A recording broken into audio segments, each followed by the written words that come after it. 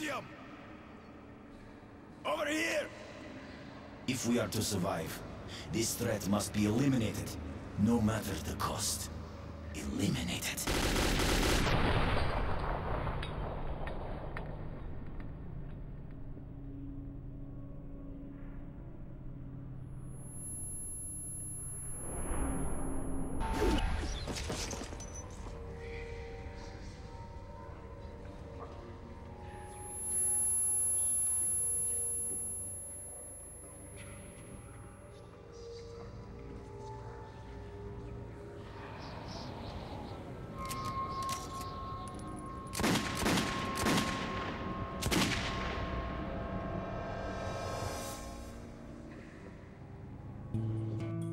Metro 2033 was released in March of 2010 and was the fourth title released by Ukrainian game company 4A Games, the others being the 2007 hit Stalker Shadow of Chernobyl, its sequel Stalker Call of Pripyat, and its prequel Stalker Clear Sky, all of which have released to fairly good reviews and have garnered a decent following.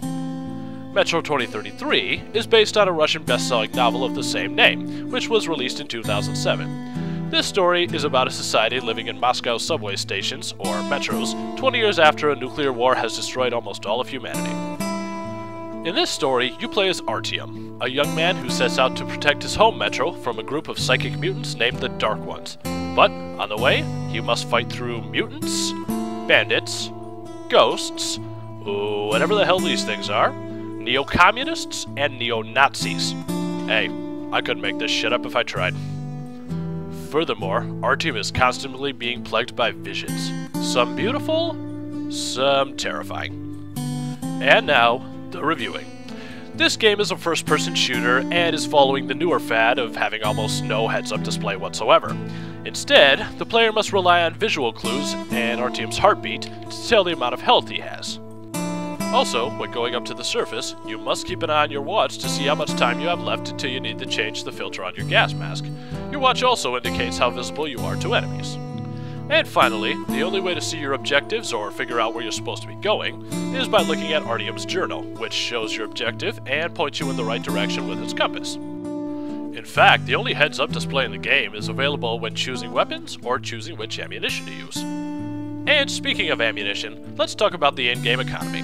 Now, in most post-apocalyptic games, it is common to use something other than money for purchasing items, as there would be no value for money after the end of the world.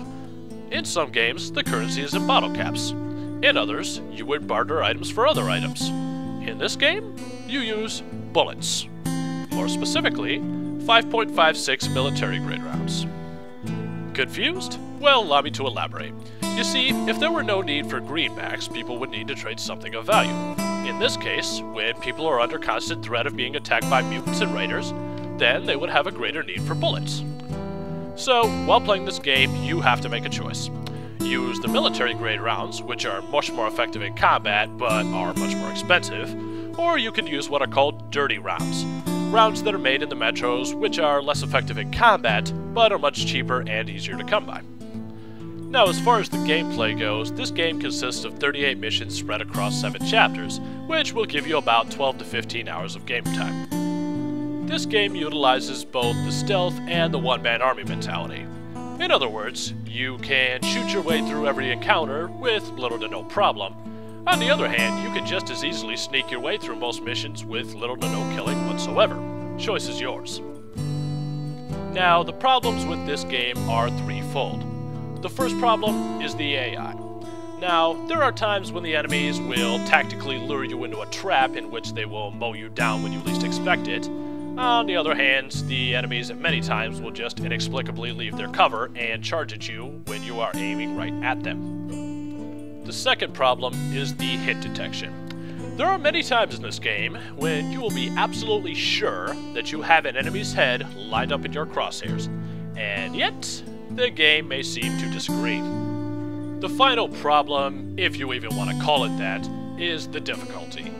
This game is challenging to say the least. I don't want to say it's too hard. With some ingenuity, you should have no problem outsmarting your enemies, but on the other hand, expect to get your ass handed to you on multiple occasions. Now, as for the graphics, these are some of the best graphics I've seen from a small-time developer.